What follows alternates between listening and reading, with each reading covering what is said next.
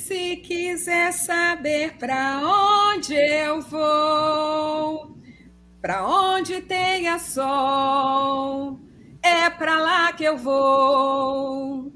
E se quiser saber para onde eu vou, para onde tenha sol, é para lá que eu vou. Vamos? Vamos! Eu sou Maria da Consolação Lucinda, educadora social, ativista pela educação em direitos humanos, e eu sou nesse programa a Com. Eu sou Eliana Nogueira de Medeiros, feminista e defensora dos direitos humanos. E aqui eu sou a Eli. E a gente quer reforçar a finalidade deste programa que está terminando hoje, o último episódio desta primeira temporada. Esse programa foi pensado no formato de uma série com 7 episódios e hoje é o sétimo episódio. E a intenção foi oferecer elementos para uma reflexão sobre o patriarcado, os feminismos e os mulherismos. Nosso propósito é contribuir com a construção de uma sociedade mais democrática, justa e não violenta. E para isso, nós precisamos chegar às pessoas, chegar aos grupos, chegar aos espaços de reflexão. Pedimos, então, o seu like, né, o seu curta, compartilhe e comente. Essa é a maneira de também, né, contribuir para que esse programa ele possa alcançar o maior número possível de seguidores e seguidoras. Mas também fazemos parte, né, de uma corrente, né, vamos assim, de uma campanha, mais do que uma corrente, uma campanha de apoio ao programa. Essa campanha é apoio ao canal Ecos Feminismos e a forma como você pode ajudar, você pode apoiar ao canal Ecos Feminismos, né, mais do que o programa, é através da chave Pix, quem está no Brasil, que é o e-mail ecosfeminismos@gmail.com. Quem está fora do Brasil pode contribuir, pode apoiar através do sistema PayPal.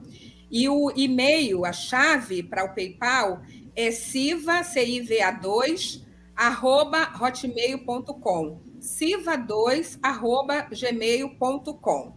Apoie, né, através do Pix e também através das curtidas, comentários e compartilhamentos. E como eu já falei, hoje é o último episódio dessa primeira temporada. O título do 7º episódio é Heroínas e Heróis no Enfrentamento às Sombras.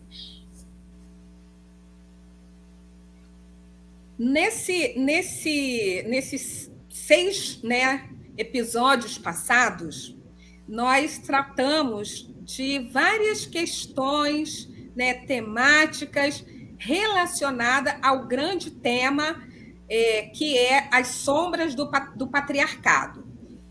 No início, mencionamos estudos, pesquisas sobre a pré-história que ajudam a ressignificar os nossos conhecimentos e os conhecimentos que embasaram e embasam noções, ideias, conceitos relacionados com o patriarcado, que é um conceito-chave, o capitalismo, que é um sistema através do qual o patriarcado opera, e o colonialismo, que também foi e continua sendo uma chave importante de compreensão sobre o patriarcado e sobre as questões que nós abordamos.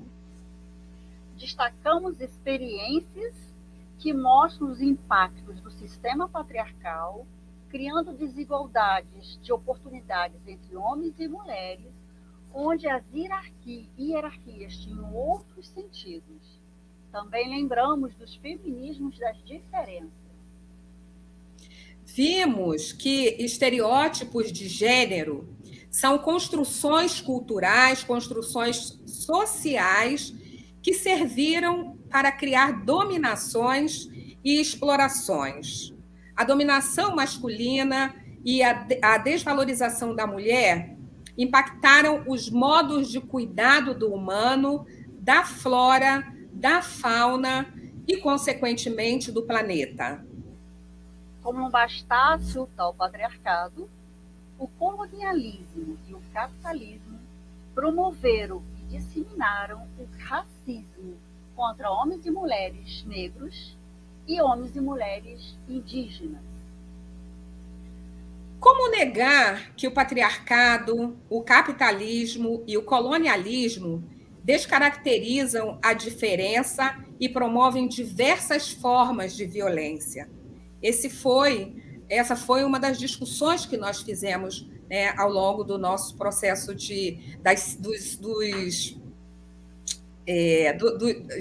episódios do programa. Pronto, desencantou. Violências que aniquilam, destroem a vida, matam.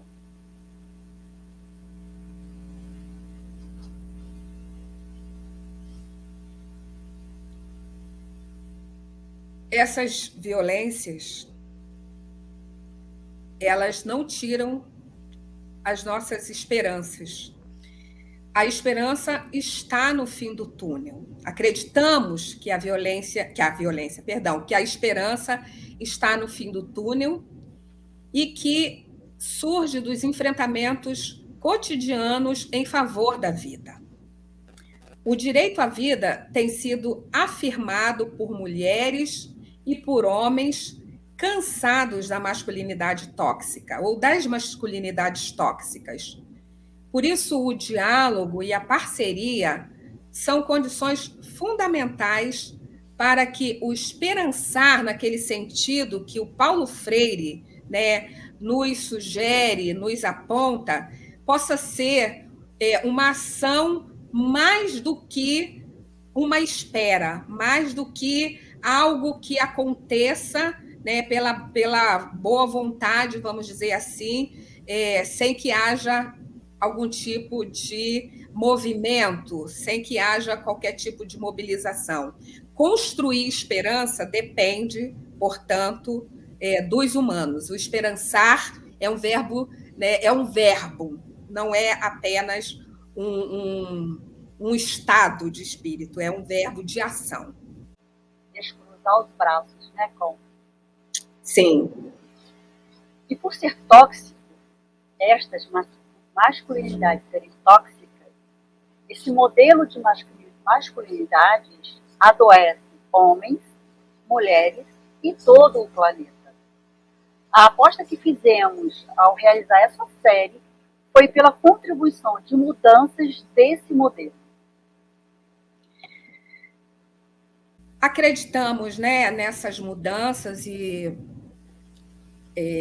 nossa pequena contribuição, a nossa singela contribuição, é uma contribuição que pode ser tomada como uma basezinha para reflexões, para o desenvolvimento de trabalhos, mas nós sabemos que existem, né, possibilidades de desdobramentos, outras possibilidades de construir outras contribuições. E uma questão, então, que nós nos colocamos é em que medida podemos seguir contribuindo para o fortalecimento da democracia, da justiça e pelo combate da não violência.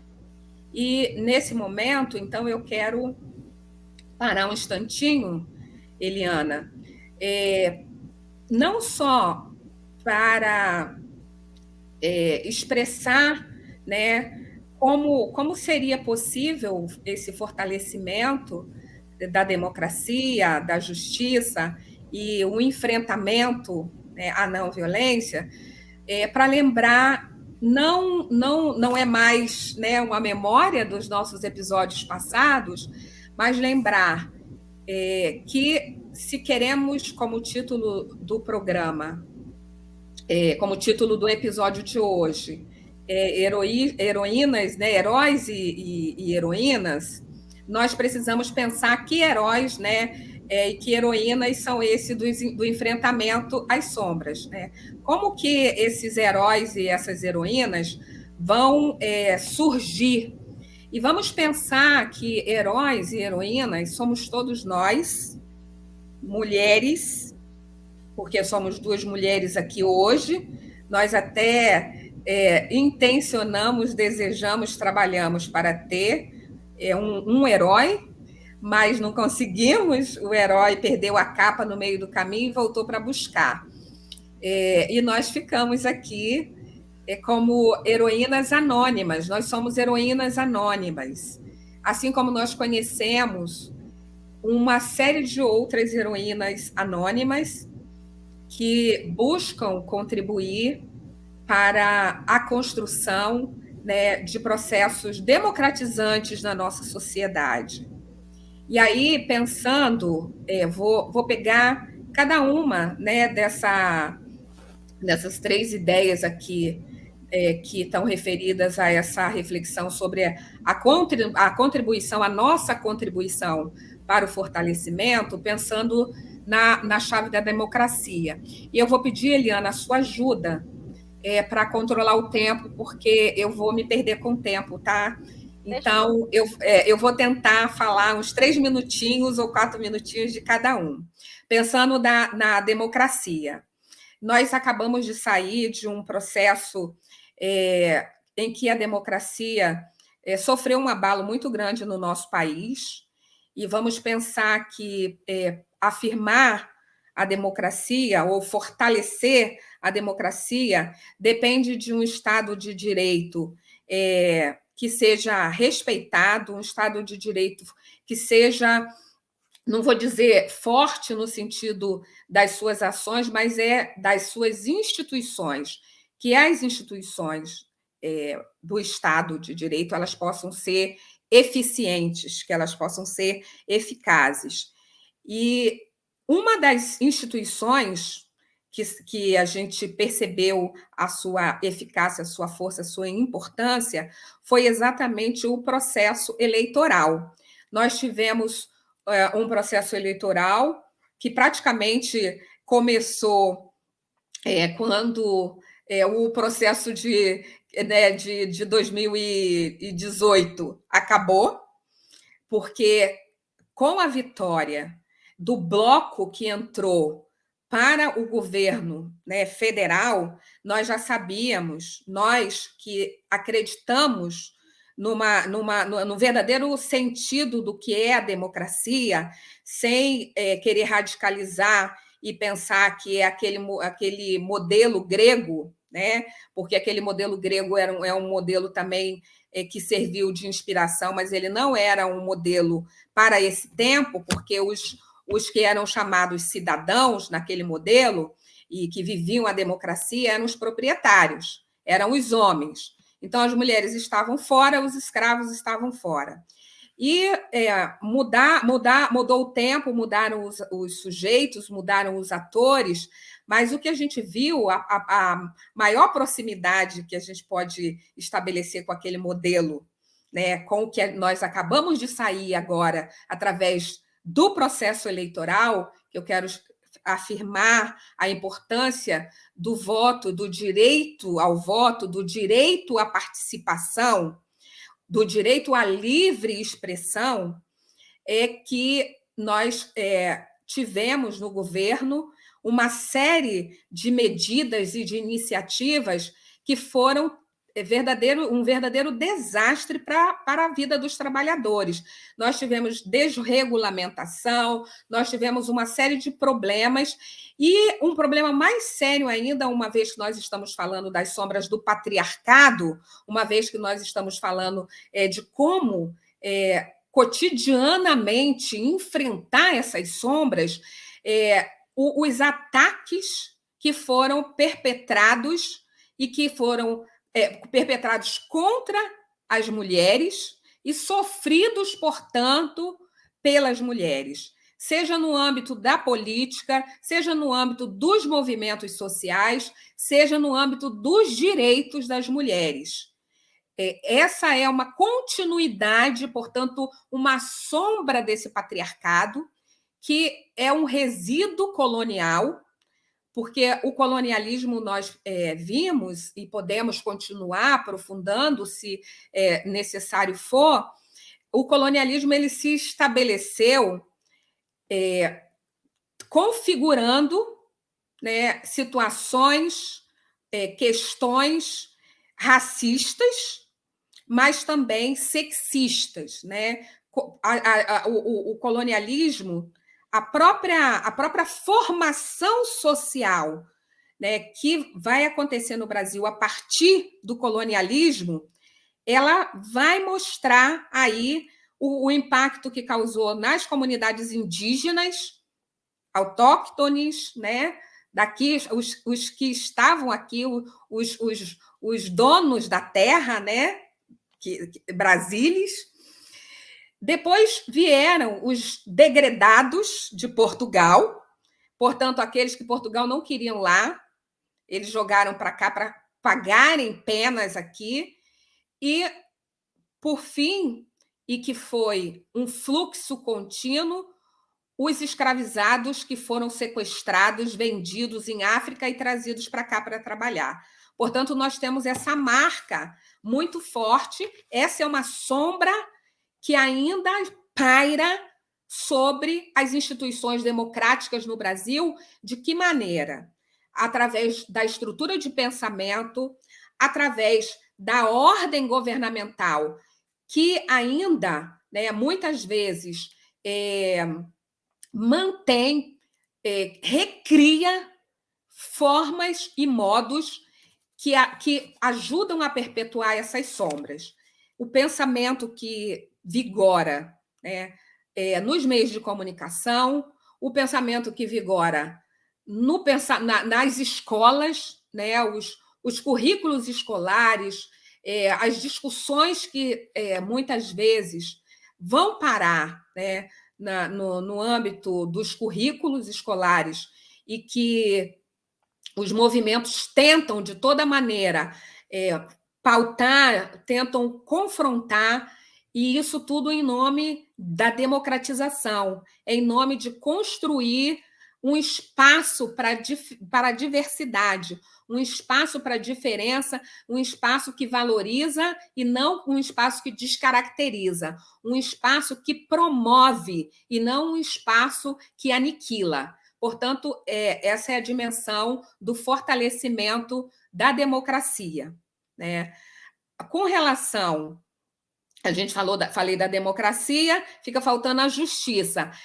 De certa forma, o que eu terminei de falar tem uma relação muito forte com a justiça. Pensando a justiça social, pensando a justiça econômica, porque nós vivemos num país com níveis de desigualdade incomparáveis, talvez seja um dos países, se não o país mais desigual do mundo, em que você tem bilionários e você tem mais de 30 milhões de pessoas passando fome, sendo que muitas dessas pessoas que estão passando fome, muitas são mulheres que são chefes de família que não conseguem dar conta, né, dos filhos que têm que assumir, dos trabalhos mal remunerados que conseguem realizar quando conseguem, ou então do desemprego que atinge também de uma forma assustadora as mulheres. Então, não é do jurídico que nós estamos falando, nós estamos falando da justiça em termos de equidade. Nós estamos falando de justiça, aquela justiça que promove a igualdade entre igualdade de direitos, por assim dizer, entre negros e brancos, a igualdade de direitos entre mulheres e homens. E nós temos, eu quero ressaltar aí, porque nós estamos falando dos heróis e das heroínas, eu falei das pessoas anônimas, mas eu quero também chamar a atenção para a importância dos movimentos sociais. E um dos movimentos que tem pautado questões, que tem nos ajudado a pensar em justiça também, é o movimento LGBTQIA+. Nós não pautamos essa discussão aqui, porque entendemos que essa discussão precisa ser pautada por atores, por agentes que estão referidos a esses movimentos, mas não podemos deixar de reconhecer a importância dessa pauta para a evolução, para o crescimento, né, de processos que levem, né, à equidade, à igualdade de direitos no nosso país, portanto, a construção de um pensamento que se possa chamar de justiça restaurativa, que se possa ter outros nomes, mas que fundamentam a ideia de justiça. E, por fim, o terceiro é a não violência, né? É o combate à violência. É possível, sim, combater a violência. Eu gosto de falar de enfrentar, mas vamos falar de combate, já que nós estamos falando de heróis e heroínas, né? Os heróis e as heroínas, eles combatem a violência. E mais do que nunca no nosso país, combater a violência passa por uma experiência, passa por propostas, passa por estratégias muito diferentes daquelas que da própria configuração da violência. Eu quero aqui lembrar a situação específica das mulheres, agora no primeiro momento, mas depois eu quero avançar um pouco mais. No caso das mulheres, nós tivemos aqui, em vários momentos, referências aos índices, né, dos tipos de violência, e um dos tipos de violência que nós destacamos aqui foi o feminicídio. E aí, Eliana, em relação ao feminicídio, sou eu que te pergunto, nessa chave de refletirmos sobre os heróis e as heroínas, né, dessas sombras, o que nós poderíamos destacar, né, no nosso dia a dia, no nosso enfrentamento cotidiano, nós que somos aliadas, nós que também, mesmo aliadas, somos mulheres que correm riscos, né, de termos os nossos direitos desrespeitados, de sermos desrespeitadas. O que você destacaria em relação ao nosso dia a dia e que é importante para que seja, né, uma contribuição que seja importante para fortalecer esses movimentos? Bom, eu gostaria de responder, antes de responder, fazendo um comentário, ou melhor, compartilhando uma experiência que eu tive na semana passada com estudantes do ensino médio, mas com várias idades, né, jovens e adultos. E eu fui convidada para falar do Agosto Lilás, nesse colégio. E uma das coisas que a gente fez foi pedir que os estudantes dividir lá em 5 grupos, subgrupos. Cada subgrupo ficou com uma forma de violência, de acordo com a Lei Maria da Penha, como a gente já falou aqui também, né, lá no episódio 5, a gente falou da Lei Maria da Penha. E aí, então, um grupo ficou com a violência física, outro psicológica, moral, patrimonial e a sexual. E a ideia deles era pensar que formas, que soluções eles, na opinião deles, se tivesse certo ou errado, não importa, né, não estava importando naquele momento, mas na opinião deles, o que eles sugeriam como solução para o casal que estavam vivendo a violência física, sexual e etc. Todos os grupos apresentaram como solução, na primeira instância, a primeira solução é a questão do diálogo entre o casal. Né? Aqui a gente está falando de casal entre heterossexual, mas a gente também está falando de outras composições que a Lei Maria da Penha foi alterada, e aí a gente não está falando só de homem e de mulher, mas de casais, né, marido e mulher, namorado e namorada, noivo com noiva, comporta também mulher com mulher, homem com homem, né? Uhum. Então, todos falavam que a primeira solução seria o diálogo entre eles. Então, por exemplo, na violência física, se no primeiro momento o homem, né, vou falar de homem e mulher, o homem deu um tapa, deu um soco, então que nesse primeiro momento a solução não seria fazer uma denúncia, né? Eles não estavam falando de uma solução, de uma violência drástica, né? Porque nesse primeiro momento teria um diálogo. Se o diálogo não desse certo, eles sugeriam terapia, tanto terapia de casal quanto terapia individual, né, para empoderamento da mulher, porque muitas delas não se separam porque tem a questão da dependência emocional, dependência financeira, mas a emocional, na minha opinião, é pior delas, porque há mulheres que têm o seu trabalho, né, têm o seu trabalho remunerado e ainda continuam em tipo de relações tóxicas, né? E aí todos foram falando, primeiro diálogo, depois terapia, e aí depois teria denúncia, e aí teria a separação.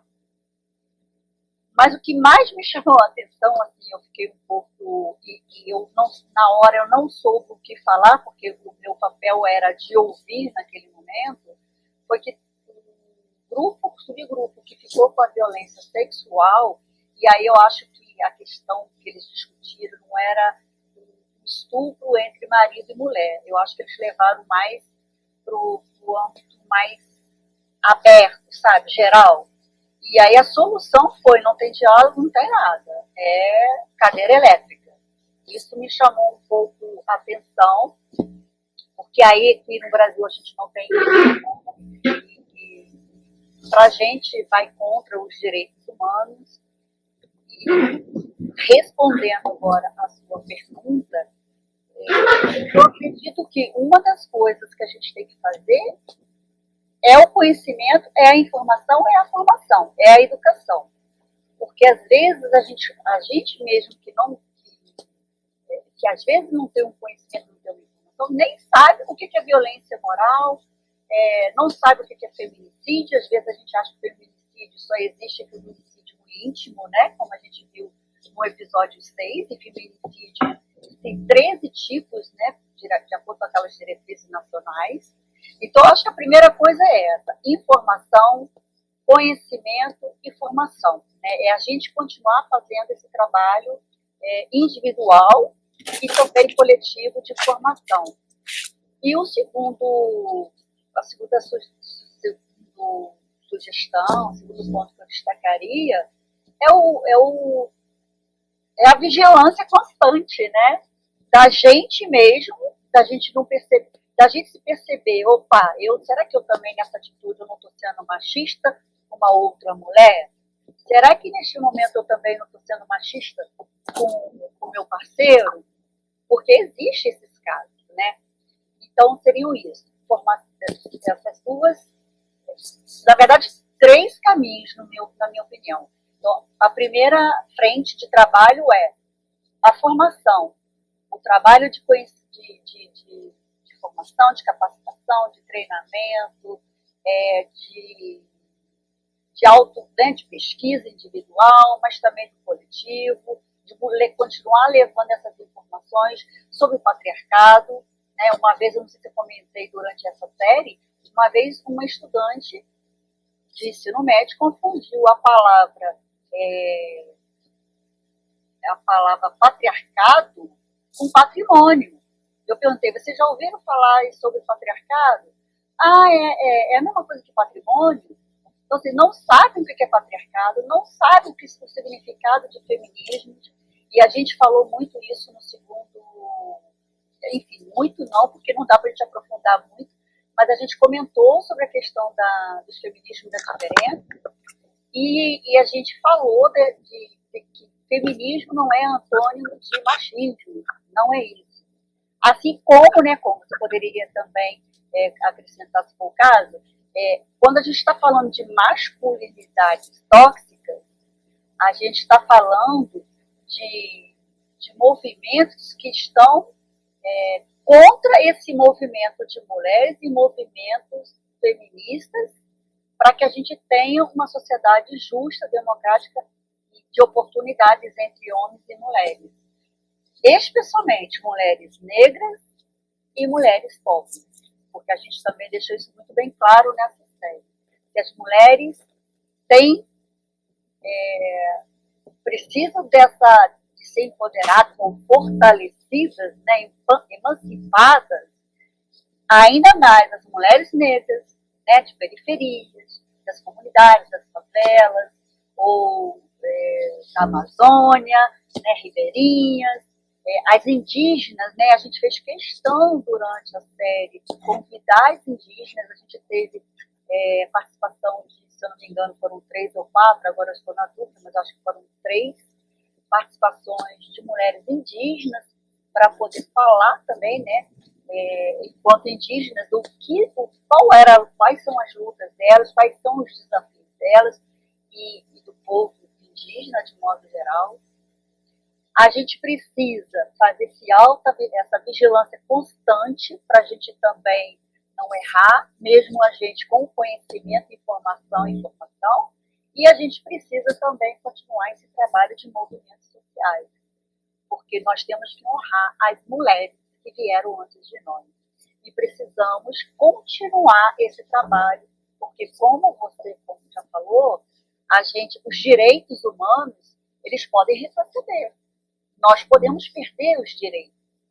Assim como direitos trabalhistas a gente perdeu, a gente não fala nem de reforma, a gente fala de deforma administrativa, né? Então, a gente precisa estar vigilante e nesses movimentos coletivos para a gente continuar avançando nessa sociedade democrática, justa e não violenta. É isso. Eliana, eu vou pegar a sua fala para sublinhar as coisas que eu achei interessantes da gente destacar mais uma vez, pensando que a nossa intenção, o nosso desejo e a nossa aposta com essa série é de que essa série realmente venha se tornar um subsídio para o trabalho com grupos, seja grupos de formação de instituições não formais, mas também de instituições formais, como EJA nas escolas, né, o ensino médio, em disciplinas que possam trazer essa discussão, né, pensando em cidadania, pensando em convivência social, que são chaves importantes. Então, eu quero destacar, a partir da sua primeira, do exercício que você fez de elencar aí quais são os pontos fundamentais. Você fala da importância da informação, do conhecimento e da formação, né? Não sei se você, não me lembro mais da ordem que você falou, mas foi a ordem que eu anotei. E eu quero, então, dizer que nós estamos vivendo também, em decorrência da revolução tecnológica, em decorrência da força que a cultura digital tem se colocado na vida das pessoas de um modo geral, mas em especial de crianças e jovens. Nós temos aí uma série de questões que precisam ser assumidas, ser pensadas, né, estratégias serem acionadas para esse enfrentamento. Daí, esse formato, essa nossa experiência, já traz aí um componente interessante, que então agora os jovens só querem ficar, né, assistir coisas nas plataformas digitais, vídeos. Legal, fizemos, né, uma série. Para algumas pessoas ela pode ser longa, mas para um trabalho contínuo, um trabalho sistemático e regular, não é. E mesmo para trabalhos que não sejam, ela serve tanto para trabalho contínuo e sistemático, também para trabalhos não contínuos e sistemáticos, desde que quem está à frente do processo formativo perceba o fio e o pavio dessa série. E aí eu quero chamar a atenção, então, que nós não estamos aqui atuando como paladinas de uma verdade, nós estamos não só fazendo uma fala moderada no sentido, olha, nós chegamos até aqui, mas nós partimos daqui. Então, sempre oferecemos pelo menos 2 referências em cada vídeo, né? Livros, né? Filmes, vídeos, para que quem deseja possa se aprofundar. Ou seja, nós não estamos, a nossa pretensão não é disseminar desinformação, é contribuir para disseminar informação qualificada. É o ponto número 1. Em relação ao conhecimento, essas fontes, elas são fontes que oferecem também outras fontes para que esse conhecimento possa ser acessado, para que esse conhecimento possa ser apropriado por quem dele se interessar, por ele se interessar. E a formação, obviamente, que é esse conjunto. Você falou da vigilância constante, e mais uma vez eu destaco isso, nós não queremos aparecer aqui como especialistas, paladinas e que sabemos tudo, porque nós fazemos parte dessa sociedade. O que nos destaca nessa série é que nós resolvemos colocar nossa cara aqui e a nossa coragem e construir esse formato de diálogo com as pessoas que se aproximarem, que desejarem seguir essa proposta. Nós temos muita coisa em nós para desconstruir e muitas outras coisas para construir, porque somos egressas, né, desse mesmo caldo cultural. Gostei muito quando você falou daquelas que nos antecederam, as heroínas que nos antecederam, e são muitas. Então, eu quero começar aqui afirmando todas as ondas, né, do feminismo, todas as gerações do feminismo que nós conhecemos, seja pessoalmente, seja através da literatura, a literatura seja romance, a literatura seja os livros de história, a literatura seja os livros de sociologia, de psicologia, que nós tivemos acesso, as pesquisas que foram realizadas, que nós começamos falando de pesquisas, portanto, essas referências, né, são referências que pautam aí a nossa compreensão sobre que heroínas e heróis podem existir. Nós usamos muitas obras de mulheres, mas nós hoje vamos oferecer a indicação de obras também, mas de homens, né? Nós temos aqui a referência, quem quiser se aprofundar no trabalho do Rolf vai ver que ele tem outros trabalhos, inclusive que esse texto que nós estamos indicando tem a indicação de 3 trabalhos dele. Portanto, é uma contribuição que nós estamos aqui trazendo vamos dizer assim, desse perfil de herói, que são os heróis que estão nesse enfrentamento às sombras a partir dos trabalhos que realizam, sejam pesquisas, estudos e formações, né? Sejam aqueles heróis e heroínas que estão no âmbito dos movimentos de mulheres, movimento LGBTQIA+. Eu falei aqui dos feminismos, e era para eu ter colocado na ordem, porque eu tenho descoberto como um lugar de referência para mim, que é o mulherismo, e porque me permite pensar os meus pertencimentos e a minha ancestralidade, que eu tenho, né, ancestralidade tanto pelo lado africano como pelo lado indígena, e é uma ancestralidade que eu conheço e trabalho pouco, mas eu tenho e quero reverenciar, e por isso nós trouxemos, sim, as nossas companheiras, que vamos lembrar daqui a pouco delas, e foram 5 contribuições, 4 diretas e uma indireta, né, de mulheres indígenas, jovens, mulheres maduras, como Eliane Potiguara, por exemplo, que esteve no processo de elaboração da Declaração dos Direitos dos Povos Indígenas do mundo. Portanto, nós nos preocupamos em estabelecer interlocução com ativistas, com pensadoras, com interlocutoras qualificadas para falar dessa para trazer essa reflexão, para falar dessa problemática do patriarcado, do colonialismo e do capitalismo no contexto das sociedades e das comunidades indígenas.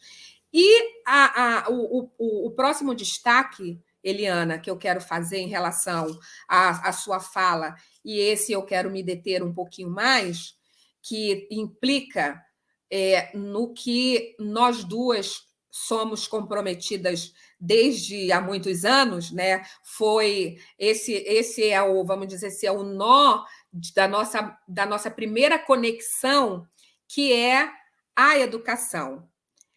Quando nós nos conhecemos, você estava atuando na educação formal e eu atuava na educação formal e na educação não formal. E você estava no Centro Nova América de Educação Popular, ou eu estou enganada? É esse o nome, não é? Centro Nova América de Educação Popular? Exatamente. E quando você falou de diálogo, é impossível eu, tendo falado uma vez o nome dele, não falar a segunda vez, que é o Paulo Freire, e uma categoria do pensamento freiriano que é fundamental, que você trouxe aqui, é fundamental para os processos formativos, seja no âmbito não formal, seja no âmbito formal da educação, é o diálogo. Na pedagogia do oprimido, o Paulo Freire destaca a importância do diálogo, da escuta atenta, né? Do ouvir o outro, e isso ele está falando em especial para o educador, a educadora, que vai trazer vai ser o agente, vai realizar a mediação no processo formativo, que deverá ou deveria ou espera-se que, né, proporcione processos de conscientização sobre si. Mas esse si não é o si indivíduo apenas, é o si no mundo. O si onde esse sujeito se localiza, onde esse sujeito está. E aí, pensando em termos da problemática da violência, que ela tem aí uma série de matizes, e um dos matizes é exatamente esse, de como a violência ela fratura, ela afeta, ela atravessa homens e mulheres. E quando você escutou atentamente ao grupo com o qual você estava trabalhando, ou aos grupos, né, os subgrupos, um primeiro destaque da sua fala, que é muito interessante, na resposta deles, foi o diálogo, né? A marca do diálogo. Porque se a gente escuta atentamente, a gente vai entender se então vou chutar o pau da barraca, vou acabar com tudo. O lado, né? O lado oposto, extremo, é a cadeira elétrica. A Hannah Arendt fala que a violência começa quando entra a força e que não tem mais espaço para a palavra, ou que a palavra não é mais usada. Ou seja, a violência acontece na falta do diálogo, porque o diálogo seria a razão de dois. Mesmo que eu discorde de você, ou que você discorde de mim, nós ainda temos a capacidade de dialogar. E quando acaba a possibilidade ou a renúncia ao diálogo, a renúncia à palavra, ela dá lugar à força, portanto, à violência. Sai a potência e entra a violência, entra a força. Seja a força bruta, seja aquela força aniquiladora, que necessariamente não passa pelo físico, mas pode passar pelo psicológico. Nós vimos que as violências psicológicas sobre as mulheres são tão nefastas e produzem efeitos, né, também tão deletérios, tão negativos, quanto qualquer outra forma de violência. Portanto, o diálogo é uma categoria importante da gente destacar aqui no episódio de hoje, como recomendação, como encaminhamento desse exercício que nós fizemos, porque nós duas tivemos que dialogar para realizar esse programa, nós tivemos que dialogar com outras mulheres, nós dialogamos com alguns homens, né? Pelo menos com um sujeito mais específico para trazer aqui, e nós entendemos que é um processo contínuo. Não é um diálogo uma vez, o diálogo como uma categoria do pensamento. Ele para o trabalho, para a realização do trabalho, para desenvolver processos de tomada de consciência, o diálogo é fundamental, né? E aí eu respiro e pergunto a você se você quer mencionar, quer falar alguma coisa para dar continuidade. Não, eu acho que para dar continuidade mesmo é que em nosso horizonte possamos ver surgir esses novos homens, essas novas mulheres comprometidos e comprometidas, né, com a construção dessa sociedade que aspiramos, que desejamos. Então, uma sociedade mais democrática, mais justa e não violenta. E antes, pode falar? Não, por favor, você. A gente, antes de continuar, que na verdade a gente já vai caminhar para o encerramento dessa série, desse episódio dessa série, a gente gostaria que vocês nos respondessem depois de você assistir esse vídeo, tiver acesso, responde a gente o que vocês recomendam para a nossa segunda temporada. Se vocês não recomendam a segunda temporada, né, nós estamos abertas, e a segunda temporada, se houver, se vocês nos apoiarem, então a gente volta em 2024 para essa segunda temporada. Mas para isso a gente tem que reforçar esse pedido de apoio para que vocês possam curtir, para ampliar as nossas vozes, chegar mais às pessoas, para esse algoritmo entender que tem que está bom, que precisa passar para furar essa bolha, né, do algoritmo. Então, curtam os nossos vídeos, não só aqui do programa com a Eli, mas do canal Ecos Feminismos, que tem outros programas. Então, vocês comentam, compartilham. Isso vai estar contribuindo bastante para a gente entender, inclusive, que a gente deve, né, voltar o ano que vem. E o canal, como a Con já falou, tem essa campanha solidária. Quem puder colaborar, fazendo esse apoio através de Pix, tá aí embaixo, aqui no banner, ecosfeminismos@gmail.com, para quem está no Brasil. E para quem está no exterior, pelo PayPal, o e-mail silva2@hotmail.com. vocês vão estar colaborando também ao canal Ecos Feminismos, porque a Ivanilde tem muito trabalho, né, com esse canal, que é a criadora deste canal. Então, vai ser muito importante. Se você não puder contribuir, mas você sabe quem pode contribuir. Então, nos ajude dessa forma também.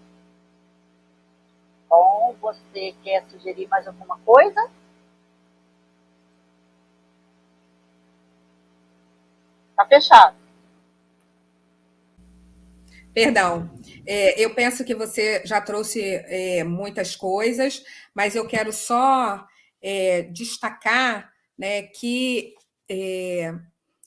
já que você falou anteriormente sobre pensarmos num horizonte em que surjam, né, novos homens e novas mulheres, que é importante redefinir os nossos papéis como homens e como mulheres nessa sociedade em que o aprendizado ele aconteça comunitariamente, né? Que sejamos comunidades de aprendizado, comunidades que estão sempre aprendendo, que não percamos de vista a importância do aprendizado comum, coletivo, né, cooperativo, porque o que Eliana salientou sobre informação, formação e conhecimento é uma chave condicionante, fundamental para essa construção de um novo horizonte. O novo horizonte ele não está dado, ele é construído. Nós somos co-criadores e co-criadoras desse novo horizonte. Então, é importante aprender a pensar, é importante aprender a sentir, é importante aprender a viver em igualdade, porque essas sombras elas não estão aí à toa. Se a gente pensa fazer uma construção a partir do efeito físico, né, que resulta ou que produz a chuva, o que acontece? A água está nos rios, a água está no mar, e o calor faz com que essa água evapore, não é isso? E ela vai lá para o alto, e depois, quando esfria, ela desce. Portanto, a nuvem ela é um produto do que está aqui na Terra. Os rios eles não estão lá no alto, os rios eles estão aqui embaixo. Os oceanos não estão lá no alto, os oceanos estão aqui embaixo. E nós temos, portanto, resíduos, eu quero marcar isso, nós temos resíduos que precisam ser percebidos e enfrentados. Aprender a viver em igualdade requer o desaprendizado, nós precisamos desaprender as dinâmicas, as formas, os modos que são aprendidos na socialização que nós temos nesse modelo ainda marcado pelo machismo, pelas masculinidades tóxicas que afetam homens, principalmente afetam homens, mas têm consequências também sobre as mulheres. Nós precisamos desaprender toda forma de sexismo que mulheres e homens aprendemos. Mulheres e homens aprendemos que existe, né, nesse formato, nesse modo sexista, um modo mulher e um modo homem. E se nós queremos realmente viver essa experiência de um novo horizonte de igualdade, vamos precisar desaprender essas marcas. E aí, mais uma vez, eu trago a importância do movimento LGBTQIA+. Não estou fazendo apologia, nem estou falando como uma representante ou porta-voz, mas apenas dizer que esses movimentos eles nos ajudam a problematizar esses papéis rígidos, essa fixação em modelos que não representam mais, que não dão conta mais do que é ser humano, do que é ser sujeito de direitos numa sociedade com marcas, né, de uma colonização, uma colonialidade da nossa experiência humana. O colonialismo foi, mas a colonialidade do saber, do pensamento, permanece, e esse novo horizonte ao qual a Eliana fez referência é um novo horizonte que, para ser construído, nós precisamos desaprender essas coisas que eu acabei de falar. E, por fim, eu quero evocar, portanto, se nós queremos ser heroínas e nós queremos ser heróis, nós precisamos nos juntar na luta pela nossa emancipação, mesmo que muitas vezes nós tenhamos reuniões separadas, mas em muitos espaços, sobretudo no espaço público, que saibamos aprender a atuar, a mobilizar como coletivos. Portanto, é a última coisa que eu queria destacar, Eliana. Tá, eu também não posso deixar de falar que quando a gente fala de novos homens, novas mulheres, eu também gostaria de deixar claro que não estamos dizendo que a gente está dizendo que nenhuma mulher deve ser dona de casa.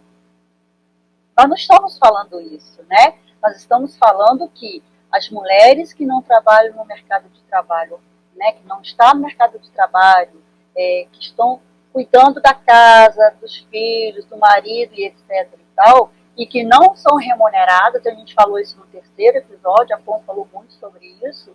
Nós queremos dizer que o que nós queremos é uma sociedade que respeite qualquer atividade produtiva, que é remunerada, e atividade reprodutiva, seja de um homem ou da mulher. Se o homem quer ficar em casa enquanto a mulher quer trabalhar para levar, né, o sustento para casa, que seja, e que isso seja respeitado. Não interessa como vai ser o formato para aquele casal, mas que tenha respeito e que não tenha violência, e que tenha o diálogo. Isso acho que é importante deixar claro também, né? Sim, muito bom lembrar isso, Eliana, muito bom, muito bom. Bom, então, vamos ver se o pessoal vai gostar deixando o like, né, curtindo, se vai ter comentário, que comentários que você pediu, falem aí, que sugestões, né, que ideias podem ser indicadas para que esse programa ele volte, ou, como disse Eliana, não volte. E também compartilhamentos, sugestão para grupos, para escolas, para professores e professoras sensíveis a essa temática, que, né, aproveitem esse material, que é o resultado do esforço de duas pessoas que pensaram e realizaram com o apoio, com a solidariedade e a participação de uma terceira pessoa que hoje, né, não está conosco na produção, mas que viabilizou a realização desse programa, que é a autora, né, do canal Ecos Feminismos. Mas isso é coisa para a Eliana falar. Não, estamos falando juntas aqui, somos parceiras. A gente quer agradecer, então, a Evanilde, porque ela fez esse convite para a gente, para ter esse programa no canal que ela criou, né? E aqui também quero agradecer a minha parceira, a Com, neste programa, que também aceitou a fazer essa parceria comigo. E foi um trabalho, assim, né? Já era fã da Com, agora eu sou mais fã e mais amiga dela. Então, meu agradecimento também, uma gratidão, Com. Bom, nós temos mais agradecimentos a fazer, não temos, não? Temos. Temos. Bom, lembrar com realmente gratidão que nós contamos com outras mulheres também em cada episódio, além das 3, né, coringas, a coringa por trás das câmeras, as 2 aqui que puseram a cara a tapa, mas nossos agradecimentos se estendem as convidadas que participaram, né, e colaboraram com essa iniciativa. E pela ordem, vamos agradecer pela ordem de que apareceram, né, em cada episódio. Obrigada, Marise Guarani, pelo vídeo especialmente gravado para o primeiro episódio do programa. A Raquel Tremembé, lá do Maranhão, querida Raquel, participou ao vivo num dia muito especial. Raquel, gratidão imensa. Também tivemos, agradecemos a rede Brasil de Fato, que eles têm o jornal, que eles têm as redes, pelo uso do vídeo com a Chay Suruí, que é, né, uma liderança fundamental na luta, né, indígena hoje no país, e nós tivemos a permissão para usar, então, agradecimento, coraçãozinho da Eliana. Agradecemos a veterana, a mestra querida Eliane Potiguara, pelo vídeo cedido a nós para o uso no nosso programa. Nossa querida Michele Xavier, pela participação ao vivo, a doutora Michele Xavier, obrigada. Nossa coleguinha agora. A doutora Alice Daflon, que fez um vídeo lindo, especialmente gravado para o sexto. Foi qual episódio, Eliana? Foi o quarto ou o quinto? Foi o sexto. O sexto. Não, foi o quinto. Foi o quinto, né? Doutora Alice, obrigada. Obrigada pelo seu vídeo, obrigada por ter também se tornado uma referência para mim. Eliana já conhecia do seu trabalho, do seu ativismo, né, muito importante e fundamental para o movimento de mulheres, para a saúde, para a política. Então, é isso por agora. E, por último, mas não menos importante, agradecemos a essa maravilhosa comunidade de seguidoras e seguidores, linda de se ver!